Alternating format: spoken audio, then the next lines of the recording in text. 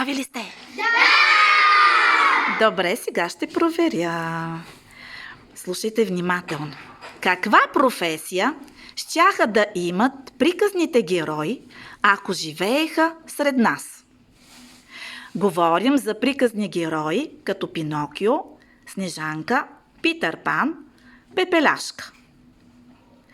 А професиите са лекар, учител, механик, готвач.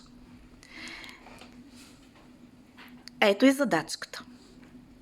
Пинокио не е нито лекар, нито готвач.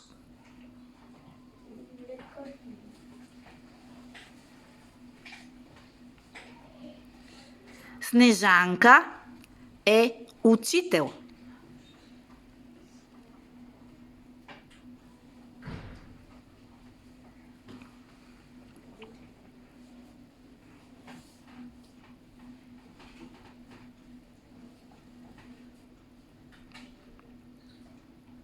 Снежанка е учител. Готови ли сте с това условие?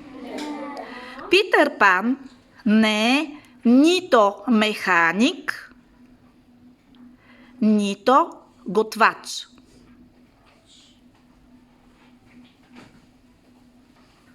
Имаме готови. Браво.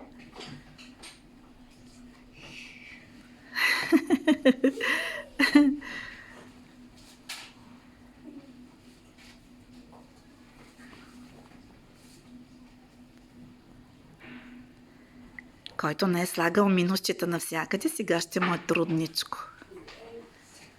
Браво! И стоп! Да видим, дечица, каква професия ще има Пинокио. Механик, браво! Снежанка, учител, а Питър Пан? Браво! И накрая остана Пепеляшка. Чудесни сте! Браво!